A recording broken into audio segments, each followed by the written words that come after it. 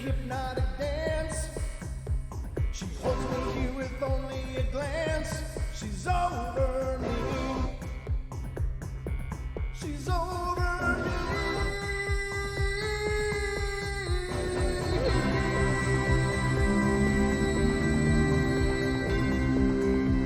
Welcome, everybody, to the Paranormal Portal Night Terrors. I'm your host, Brent Thomas. Thank you all for being here, and thanks for being a part of what we're doing here on the show. It's always a great pleasure to get here every night and do what I can to entertain you. And if I'm doing my job, you will leave here thoroughly entertained. And if I don't do my job, well, just remember you're getting what you paid for. So welcome, everybody. This is the Night Terrors, our shorter version of the Paranormal Portals. They are roughly an hour long, and we cover ghost encounters and stories of that like. So if you like ghost stories, you're in the right place. Lots going on today, but I guess if you want to call in and be a part of the show tonight, you sure can. 720-923-0500 is your number for fun. 720-923-0500 is how you get a hold of us here at the show. Well, us as in me and my multiple personalities. I don't know how you get a hold of me, since I'm the only one here, I guess, as far as I know, unless another orb pops up. But so far, it's just me as far as I know. So anyway, I hope you all are ready, because it's time for bed.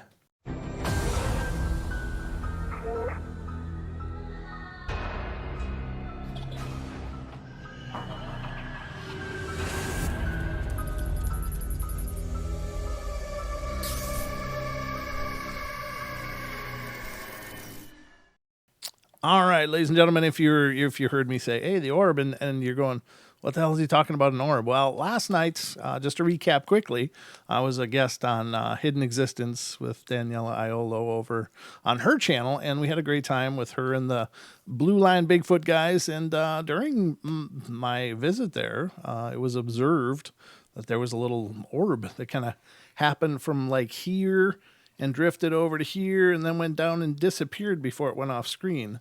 And I don't know, I've been through it frame by frame, zoomed in and checked it all out, and it's not a bug. I don't know what it is.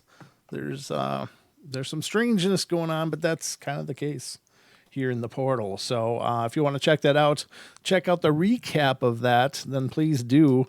You can find that over on last night's episode right here on our channel. So you can check it out. I break it down frame by frame as well as I can. I probably could get a better clip of it and really zoom in on it so you guys could see, but it's pretty impressive. I think it could very well be the real deal, and could be an actual spirit orb or junk.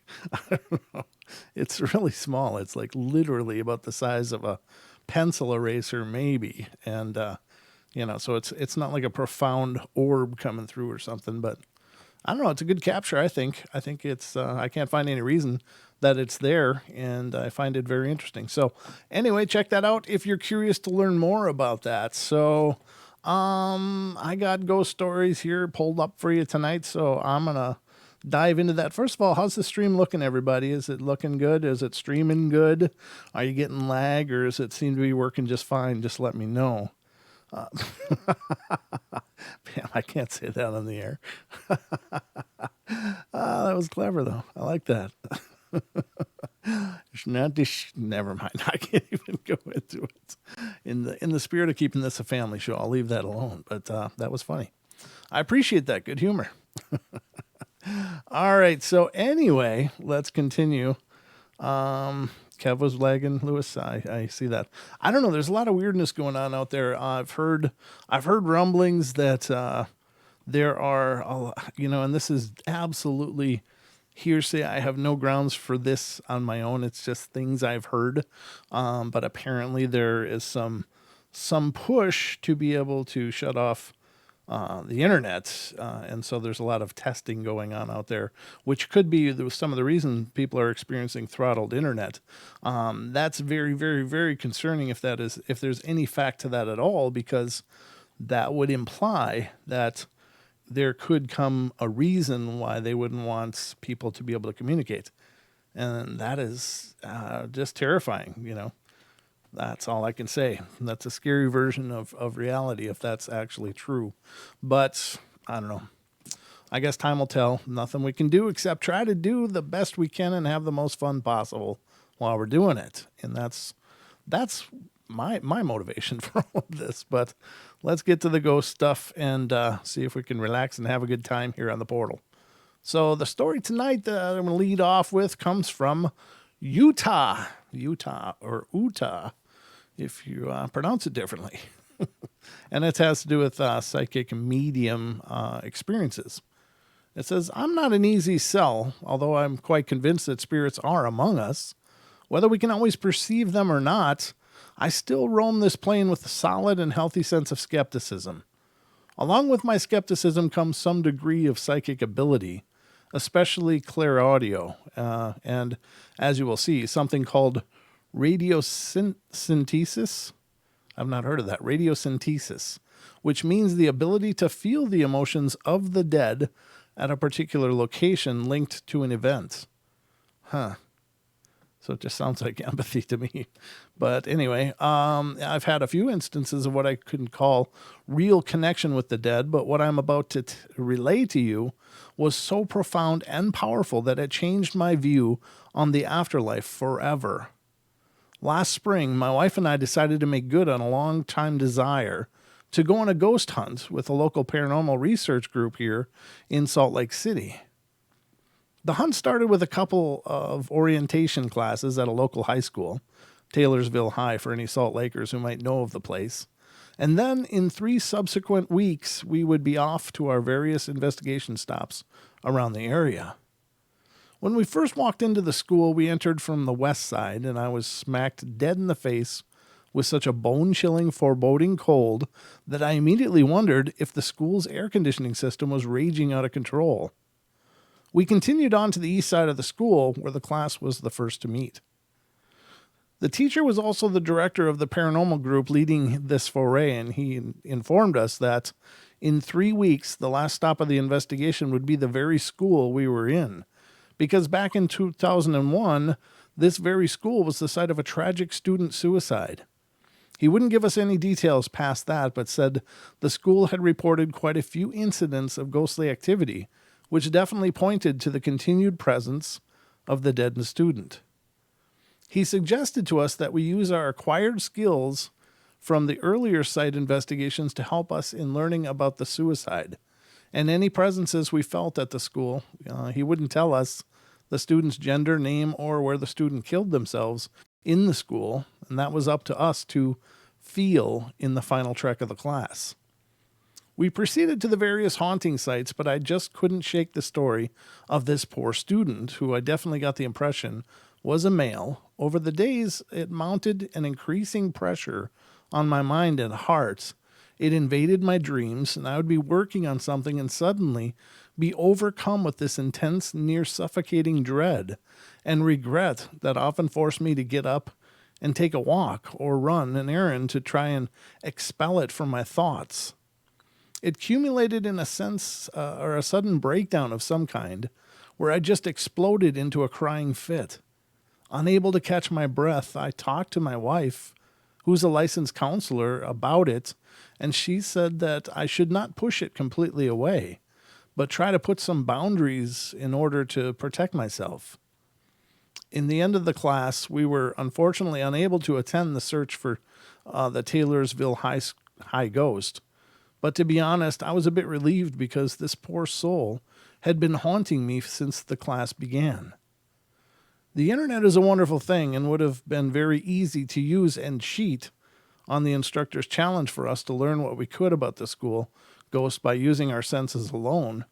But I resisted that temptation until it became clear that we couldn't do the school investigation. About 2 weeks after the class ended, I got online and started digging into the Taylorsville suicide. And there it was. On October 21st, 2001, Edward Rusty Riddle, a student at Taylorsville High, reportedly despondent over a recent breakup with his girlfriend, shot himself in the head in the school hallway of the West Wing, exactly where I first walked into the school and felt that icy, deathly chill that ran the length of the hall.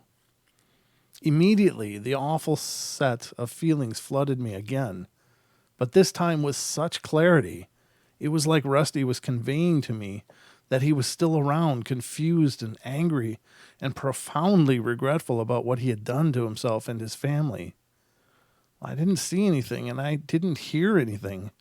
It was as if the entirety of his emotions were bound into a large ball that suddenly settled over me, connecting completely with my heart and mind in an attempt to cry out for someone, anyone who would listen and feel what he did.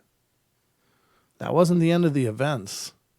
Several weeks later, I felt I was getting some peace again, and I was communicating in my own way with Rusty to let him know that regret is a hellish prison which should never keep his poor, tortured soul attached to that school.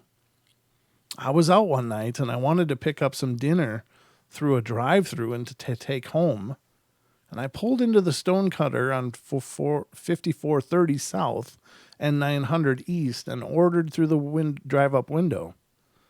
While I was waiting, I was processing all the events to make some sort of end to it. My gaze wandered over the bricks on the outside of the building by the pay window, and there I saw it. Engraved in one of the bricks, like one does when the bricks are not yet hardened, was the date 10/21, the date of Rusty's death. Well, I just about passed out. Now, it's easy to shrug and claim grand coincidence, but seriously, what are the chances? What are the chances I'd feel that icy chill in the exact spot of his death? That I would be picking up some dinner at a fast food joint and see the date of his death etched into the outside wall? No, skeptical as I am today, I stand forever convinced that Rusty's emotions, his voice, reached out and connected with me across a great divide.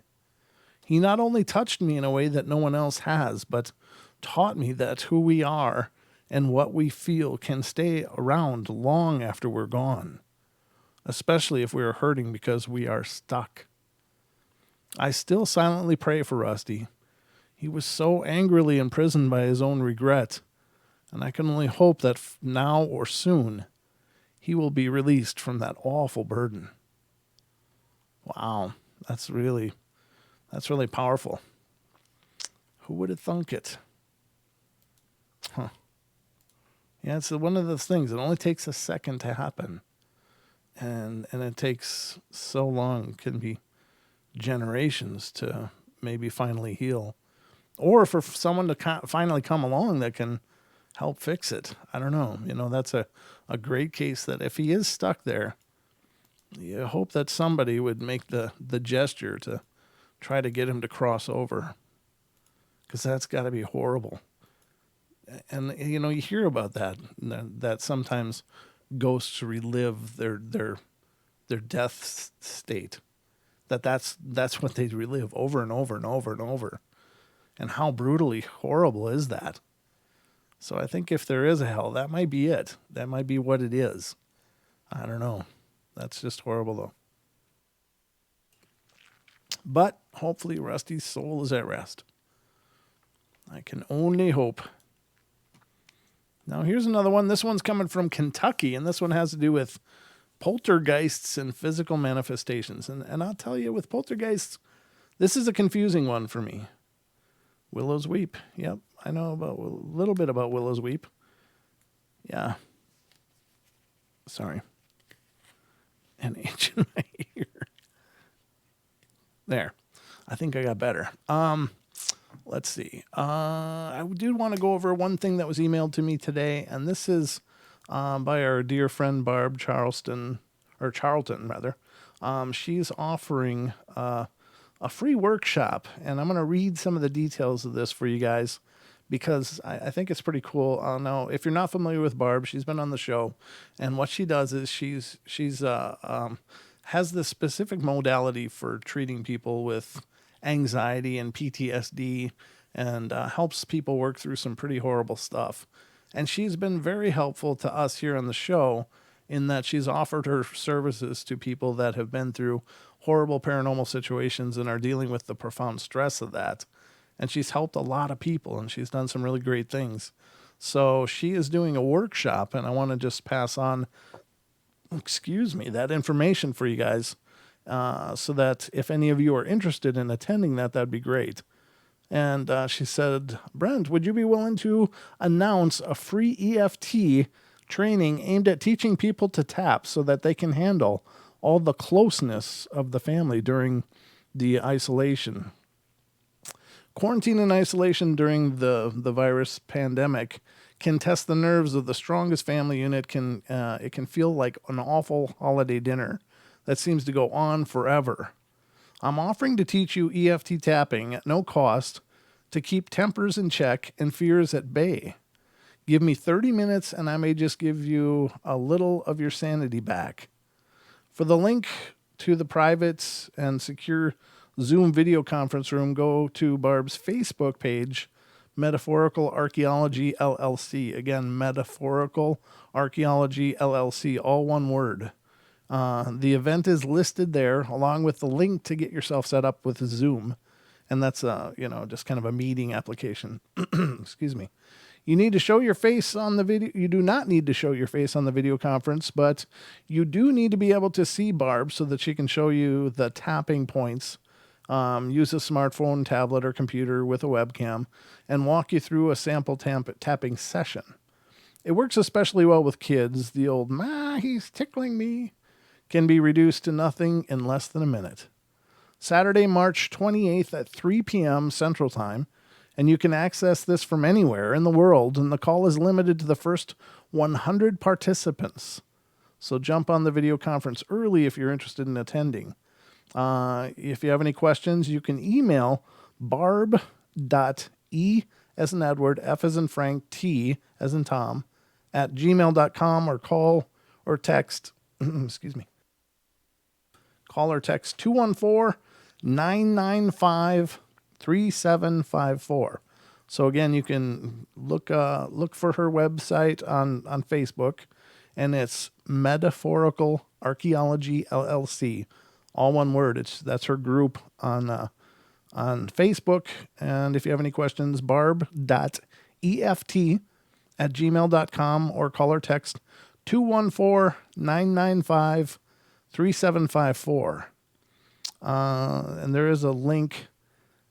This is the link to the event on Facebook. Thanks in advance. Where I don't have a link. She said she gave me a link, but there's no link.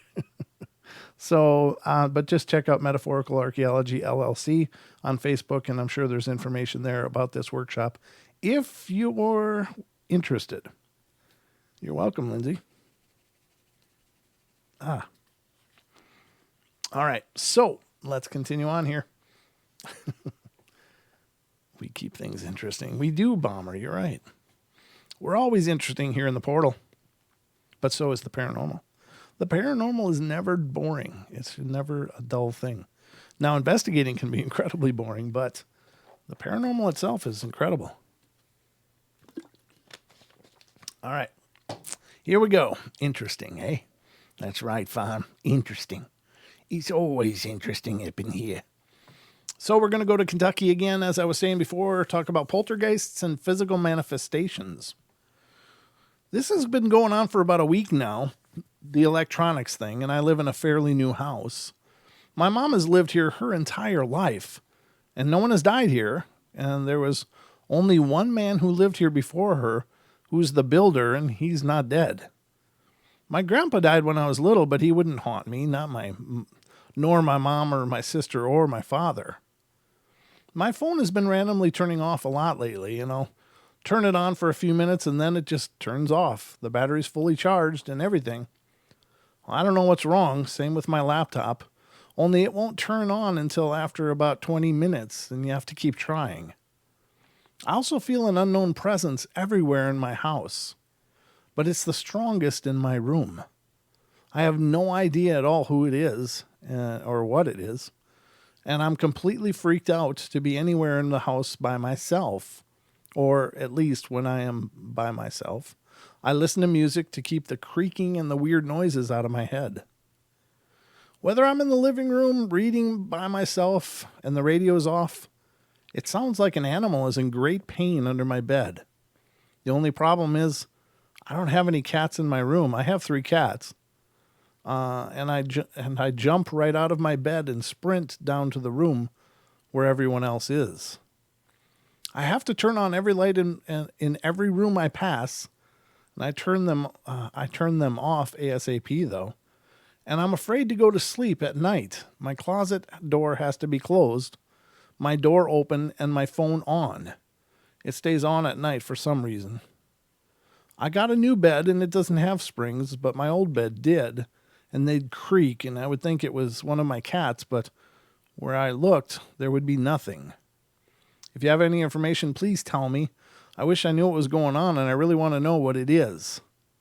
Huh. Okay, well, I don't know. That's a tough one. Again, this story's from 2008, so I don't know that will be any help right now, but it's still an interesting experience. Obviously, someone very, very worried about something. All right, the next one's from California, and this has to do with psychic medium experience. I drove through Hollywood. Well, it says Hollyweird. I drove through Hollyweird in record time and finally found a parking spot. If you've ever been to the area around Sunset Strip, you know how congested with oddness it is. As soon as I got out of my car, I saw the dwarf astride a pink Stingray bike. He had on a Viking helmet with horns, and the horns were painted pink. The prostitutes were obvious, and they wandered the boulevard in search of their latest customer. My heart went out to them. One could read the hardship in their eyes, and some of the young ladies were about my daughter's ages, and my stomach knotted in fear for them. It's so hard to fathom how a person gets into this line of work, but I can bet most of these females and a few young men were struggling with drug addiction, were probably disposable in past relationships, and thereby suffered low self-esteem. It was apparent to me that they were society misfits, and they were picked in an awful way to survive. It didn't make any sense to me, but they were as constant as the traffic. Having worked in LA for many, many years, I saw them always there, morning, noon, and night.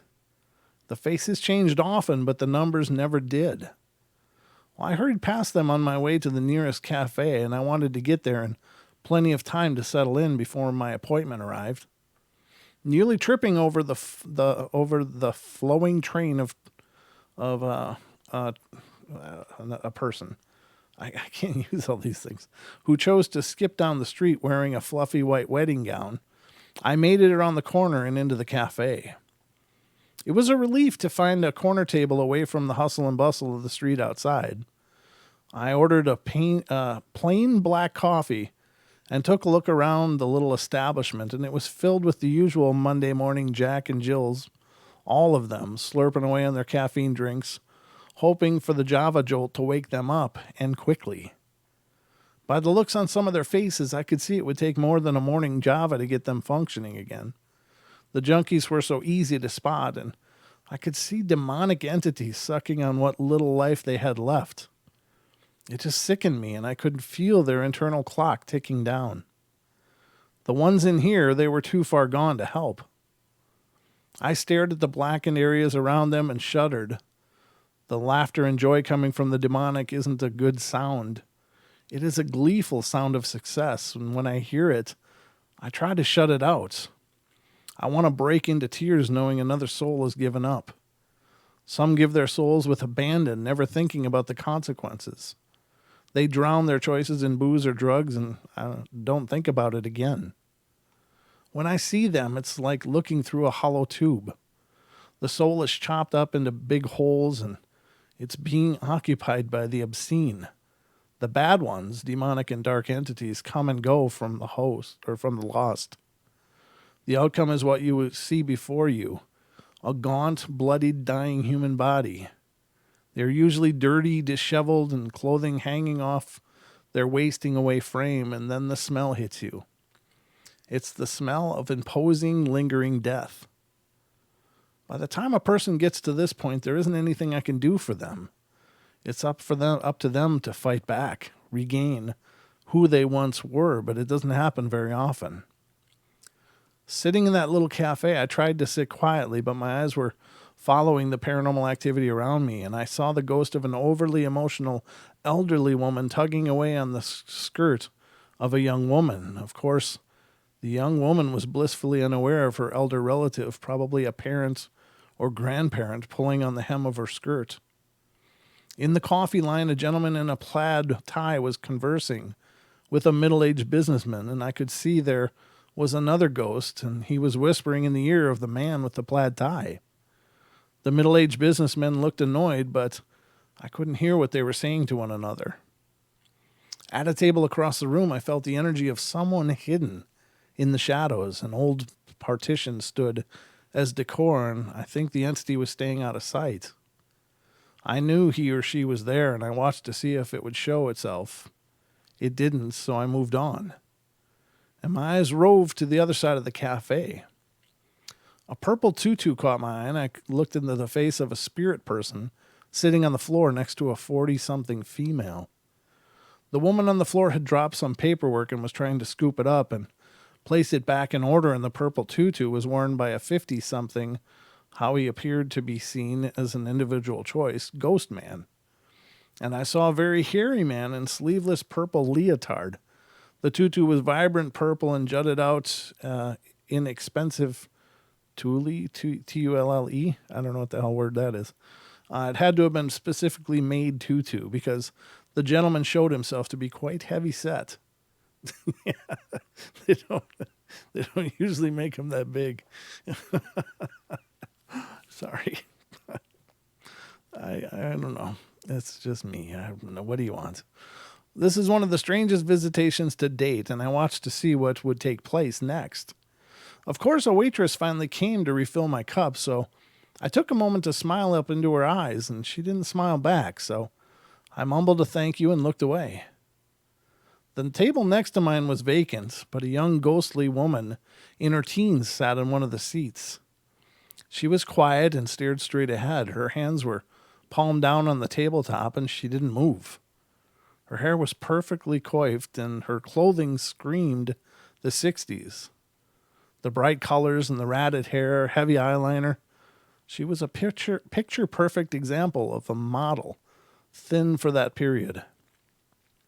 She looked briefly at the open doorway and then faded away, and I think this was a residual haunting. She didn't look at me or seem to notice anything around her. The cafe was an older establishment, so it's very possible for it to be residual in nature. I looked over at the doorway and wondered who she had been waiting for. Was it a lover? I would never know. My appointment walked through the entrance and headed to my table. And as he sat down, we shook hands. I glanced at the smiling ghost behind him, and I smiled back. That's the whole story. Kind of reads like a, I don't know, like a John, or no, like a scene from Constantine or something. I don't know. Do I believe it? Could be. It's really, really well narrated, though. I don't know. It sounds like some very good writing. Anyway, I can't say. I don't know. I mean, is it actually that clear to some people? I guess it could be. If it is, I don't know. Very strange story, but cool. Very cool. Next is South Carolina. We're going to talk about apparitions, voices, and touches in this one. Excuse me. And let's see what's going on there. Before my dad was born in 1964, his parents had a baby before him. Actually, 2 years before him. My godmother told me that there was something wrong with him when he was 8 years old. He got really sick. She said he was like a carrot on a pan. He got so sick that he died. She said he was like a carrot on a pan. I don't know what that means. I'm not sure. My godmother said that my grandma was devastated. Well, I never knew him, but I've heard a lot of stuff about him. He looked like my dad, and he was disabled, and my grandma really loved him. One day during the summer, I got out of bed and to go to the couch to read some books, and when I got there, I saw a grown-up man wearing a white shirt like the ones men wear under their tuxedo jacket. It had gold buttons, and he was wearing black pants and black shoes. I was standing pretty close to it when I got a bookmark, and he looked like my dad, and I knew it was not my dead grandpa, who I have seen numerous times. My grandpa wears something different. Well, that night my sister and I talked about it, and I said, hey, I saw grandpa today, but he was wearing something different. And I described the outfit, and my sister freaks out and tells me it's not him. She says it's someone else. I asked her who she thinks it is, and she says names of relatives who died, and I don't think it's any of them until she mentions my dad's dead brother. And I think to myself, is it really him? Well, I don't know who it is. Maybe the apartment is haunted. End of story. I wonder, do you think they age? Since the boy was 8 years old when he passed away, do they continue to age in the spirit world? Do they manifest as adults at some point? And if they do, why do we still see children's spirits then? How did this spirit continue to age to maturity, and yet we have stories upon stories upon stories of little kid ghosts and that kind of thing? Why don't they then? Is it something about being earthbound or crossing over? Do they age if they cross over? I don't know. Very curious. These are the kind of questions that just fill my head. What can I say? I got a lot of questions. But it's why I do the show, because I got so many questions. And I keep looking for little clues, little hints as to what the truth of is. I don't know, but it's anybody's guess. All right, we're going to Texas, and this is apparitions, voices, and touches. First of all, I'd like to greet everyone. I've been visiting this site for several months now and reading the stories and accumulating a great interest in the supernatural. Now, what brings me to this fact is that I too have been experiencing a weird phenomena. Some call it sleep paralysis, but because I'm usually awake when it happens, I feel as if I'm in a state of paralysis caused by my spirit leaving my body, assuming that I'm asleep. Sounds weird, right? But that's the only way I can explain it. I'll begin with my story now. It was 2006. My sister Maggie and her husband Tim were living in an apartment, and I lived with my parents, but almost every weekend I would stay with my sis Maggie and her husband. They had a 2-bedroom apartment and no kids, so I'd always sleep in the guest room. I believe it was early Saturday morning when I woke up feeling a little disoriented. I was half asleep, but I was still able to visualize the elements of dream, and the elements of a dream in which I'm speaking of was a white object, and the object had come into clearer focus, and I realized it was a note on which my handwriting was appearing. All right, I know this sounds really weird, but I'm telling the incident exactly as it happened. Okay, it gets even weirder. It was as if I was writing the note subconsciously, but was also aware of my surroundings on the outside, and yes, my eyes were open. Suddenly, something interrupted the visualization, if you can call it that, and at that moment I was completely aware, for I felt a presence in the bedroom with me. Fear quickly rushed over me, and I became paralyzed and unable to move. I tried to turn my head, but was unable to, so I began to utilize my peripheral vision and noticed a dark figure standing next to the bed. I was thinking to myself, now what or who the heck is that? The figure stood there, still as a statue, as if it were expecting something from me. Though the figure was dark, I could kind of make out a body shape, and I even saw that it had sort of long hair for a male. I could sense it was a male for some reason, and the freaky thing was the fact that he was staring at me, and I couldn't even see any eyes. I just knew that he was staring and waiting. At that moment, I mustered up all the courage I could and said in a very weak voice, "Get away from me." And then, as if things couldn't get any worse, his head came off and began bouncing around me strategically as if by his will. I didn't feel the head bouncing on me, but I definitely saw it. For better description, it was like a head of a shadow equivalent in density as well, since I was unable to feel it. After a while of being bounced on by his head, the figure disappeared and I had the ability to move again. I got up from the bed, scared out of my mind and trying to make sense out of what just happened. I didn't mention it to my sister or brother-in-law, considering the fact that I might freak them out. For goodness sake, they had to live there. I've only told a few people about that experience, and now you all have been added to that list. Thanks for reading. I don't know what to make of that. You know, it's kind of Scooby-Doo-ish, right? You know, the whole idea of, or at least cartoonish, the ghost that can pull off its head and, throw it around. I don't know. That's a new one for me, ladies and gentlemen. I've been doing this for several years now, read probably thousands of stories, and I've never heard one like that before. Doesn't mean it's not real. It just means it's a new one to me. I don't know what it means. I don't know. I just work here. The next story's coming out of Kentucky, because that's where it came from. Just looking at the time. It's going pretty good tonight. Okay. This one has to do with family and friends visits. I like these stories. I like these a lot because usually they're very positive.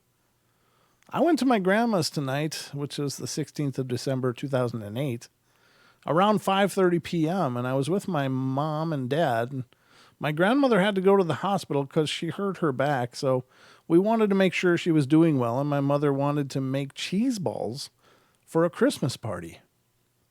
Well, since my grandfather passed away, the 6th of April, '06, things have been difficult for all of us. I've taken it very hard, and my grandfather and I were very close. He used to build fires in the fireplace, every winter. The basement is where he spent most of his time when he was alone home. I noticed as I was reading a book that the house felt cold. And I asked my grandmother if she had gotten a chance to build a fire, and she hadn't. I decided I would go down and build one myself. My grandfather taught me how to do it, and I knew I would have no issues. Going in the basement is tough on me, and there's many memories that still linger. When I got to the fireplace, got the wood put in, I grabbed the matches and went to work on getting it going, and while waiting for it to catch, I noticed something didn't seem right. It was colder than normal, and I felt as though I was being watched. It was at that moment that a bunch of gardening equipment and buckets fell over that he kept on the other side of the room. This caused the hairs on my arms to stand, and I felt a rush of cold air. It was as if I had done something wrong. I felt like maybe he was there and was unhappy with how I was trying to build the fire. Well, I can't be sure what happened. I know I wasn't alone, and it comforted me more so knowing that maybe he was watching out for me. Maybe he's like, no, that's not how you stack the wood. Some people are very particular about how things are done, especially, the old school people. I find myself being very much the same way. I have a particular process for things, and sometimes I can get really involved in that, and if it's not happening, I'll be like, hey, that's not how it's done. All right, the next one's California. Apparitions, voices, and touches again. Now, this happened, from what I can tell, to be a couple of years ago when he was about 11 or 12. Who's he? What are we? I don't understand already. Anyway, I asked my friend, okay, it's a friend story, okay, if he could give me more detail, but he said he told me what he could remember. I warn you, I'm not very good at telling stories, so here you go. My friend Nick, that's him, said he was at home and he was tired, so he was trying to get some sleep. But while he was sleeping, he felt something kind of just hovering over him. He already had his arms over his face in a relaxing position. He removed his arm from his face and saw what he can only describe as a demon's face. He covered up his face with his arm and swung his other arm at it. He also said that when he swung at it, he felt a cold spot where it was supposed to be. And just as he swung his arm through it, it disappeared. My friend Nick is a very good artist, but when I asked him if he could draw it, he said it was too complicated. But to me, that was a good shock because I've seen his work, and like I said, it was really good. But he did describe it to me. He said it was the size of a normal head, but it had black skin, red eyes, and its eyes were shaped like if you put a finger on the outer sides of your eyes and pulled outwards. Also, strangely enough, this all happened during the day. Short story, but cool. All right, this one is New Jersey. Going to New Jersey. Oh, sleep paralysis. I roll my eyes because I swear, like 80% of ghost stories that you find out on the world wide web are sleep paralysis. I mean, it's such a common phenomena. And I don't know what's going on with people or why so many people are so affected by this. And again, I've experienced it. I know what it's like, but why are so many people experiencing this? What is going on? Again, I do think that there's a supernatural origin to some of these. And I don't discount the fact that there is probably a very medical condition, whereas people can experience the medical definition of sleep paralysis and just something went askew as their body was waking up. But there are people that see things, and it could just be explained away as hallucinations. But what if it's not? And what is it with the fact that these stories are ancient? With the old or the imp sitting on the chest of the sleeping person, he's unable to move. Some of the classical artworks that are out there depicting the phenomena. So it's been going on for a long time, but it's not a new phenomenon. It's also kind of, when you think about it, it's a little frustrating that all of these phenomena have probably been around for thousands of years, but we're no closer to dealing with it than we were back then in many ways. In some ways, I think we're even further away from dealing with it because we've forgotten a lot of those old wisdoms, or many of us have, and we don't remember how to protect against the spiritual. We don't remember how to clear and cleanse and to watch out, things to watch out for that our ancestors knew, and it was part of how they survived. Some of it maybe is mumbo jumbo, hocus pocus, but some of it might be real. There's definitely wisdoms in our old cultures. So, New Jersey, let's go to sleep paralysis. This happens a few months ago, and I don't remember the exact date as I never really kept a record of my sleep. I only told a few people of this experience as I don't like people to think of me as an odd person or that I might be lying. Anyway, just to let you know, the room I'm currently using used to be what we called the family room, and it connects to the kitchen through an open door, which I partially cover with a sheet. The lights were all off in my room, and one of the kitchen dimmer lights peered through the door. It was one night where I could not sleep right away. I had a case of classic insomnia, and I would spend many nights just lying down on my couch trying my best to fall asleep. After many hours of tossing and turning, I thought I finally fell asleep, but the truth is that I was probably half asleep. All of a sudden, I felt something press itself on top of me, like somebody's hand pressing itself on my chest, and my eyes were closed at the time, and I was scared to open them. And then I felt the touch release and then proceed down to my stomach and then to my lower abdomen, and then it just stopped. I then opened my eyes slowly and saw some type of apparition that looked like some type of transparent demon's face floating near the door of my room, and it was fading back slowly.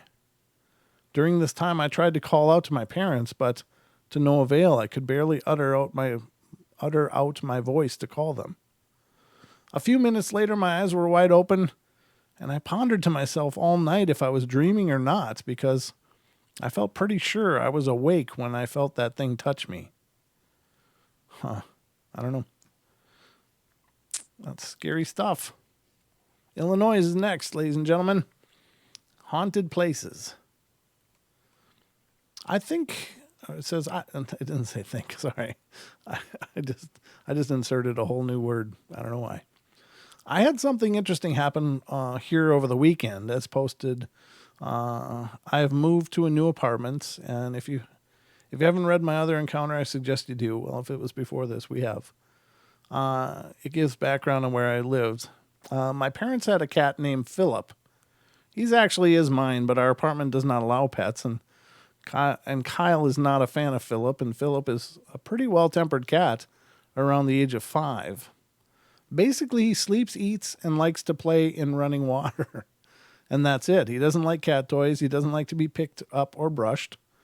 I guess he's just a normal cat. I don't know a lot about cats. But anyhow, over the weekend, my parents' apartment needed some work in the bathroom, and maintenance was coming. My parents didn't want Philip to be startled by the workmen, and they also felt bad because he wouldn't be able to play in the sink. It sounds crazy, but they treat this cat like their second child.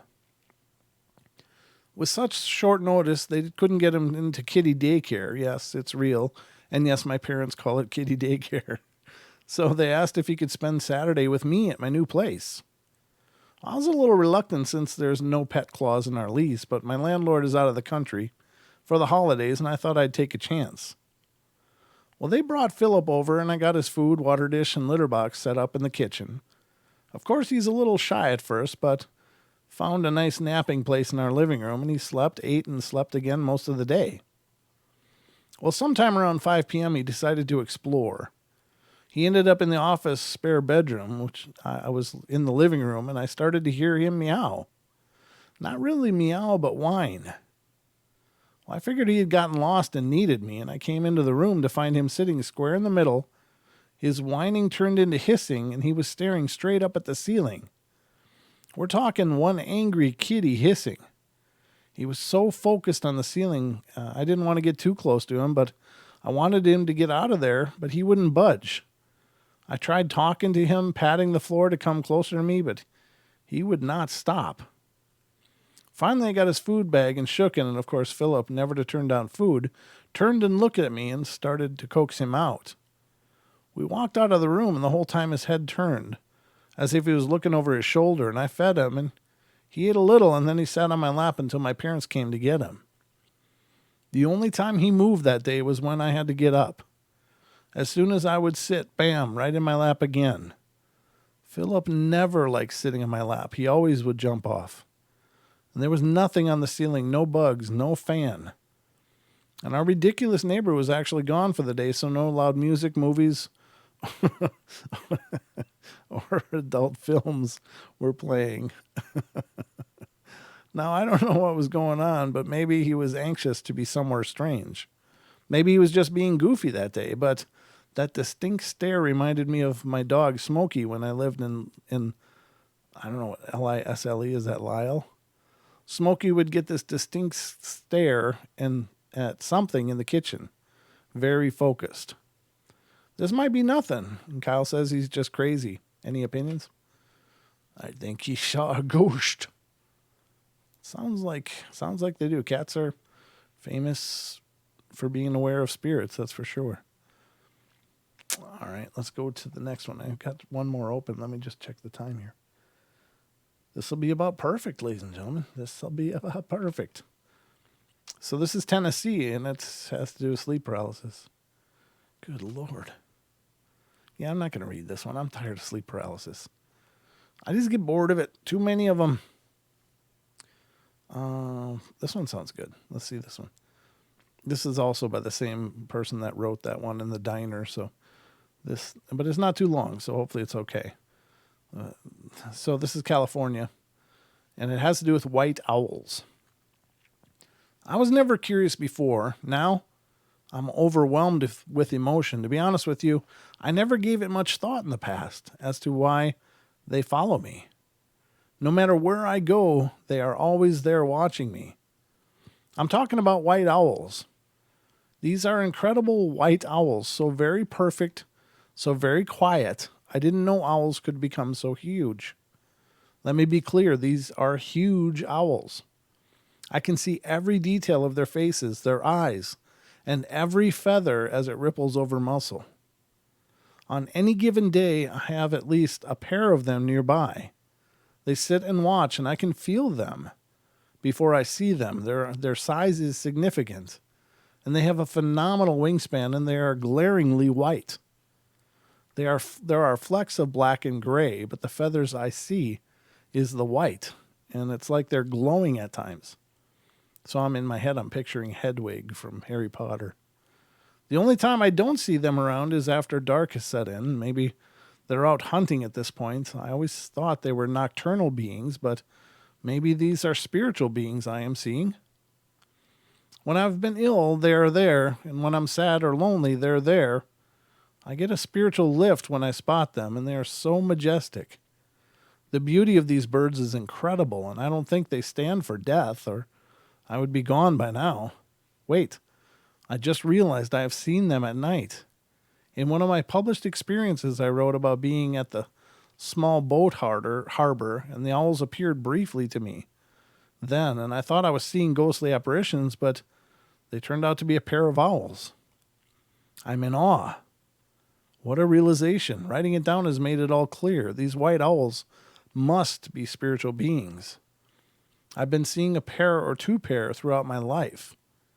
Maybe I wasn't supposed to be aware of their meaning until now. Living within two worlds has been a cerebral journey, and I'm inundated with information, and some of it is kept away until I'm ready. I guess my time is now, today. They have appeared in California, and they are here in Hawaii. Now I know what they are, and I've been shown the answer. They are my protection, my wisdom, my guardians, and I am honored. The owls. That's pretty cool. Very cool. But I don't know about you guys, but I'd say that was a full journey through the portal. Hope you guys enjoyed it. Thank you all so much for being here. As always, check out our podcast if you would, please. We appreciate that. And our podcast is available on iTunes, iHeart, Pandora, Spotify, pretty much anywhere except Stitcher. I think Stitcher is the only one we're not on that's very popular. So if you're on the Android community and you have Stitcher, sorry you won't be able to find us there, but you will be able to find us on like Podcast Addict or other applications. So, but look for us. We'd appreciate your support in our podcasting journey. And we always appreciate your support right here on YouTube. Thank you guys so much. If you're not subscribed, please get subscribed. We'd love to see your numbers among the many who are. Good night, Bomber. And good night, Cha-Cha. But let's see, anything else before I'm done? I don't think so. I think I got it all. Remember, on Friday night, the one and only Ron Moorhead will be here with us on the portal.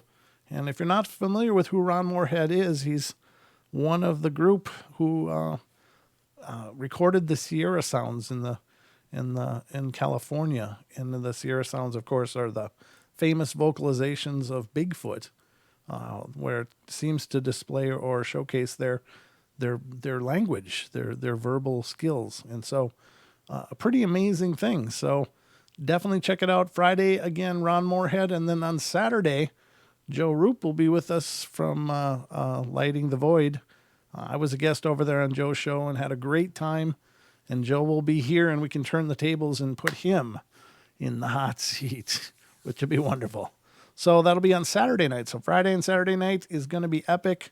Tomorrow night, Don will be joining me right here in the studios, and we'll get into more of our paranormal fun. Wednesday 2-hour show will be coming up tomorrow. So hope you guys are having a great night. Hope you continue to have a great night. Keep your heads on straight. Try to relax, and let's get through this weirdness that's going on in the world. But send out lots of light, lots of love. Send out happy thoughts, positivity.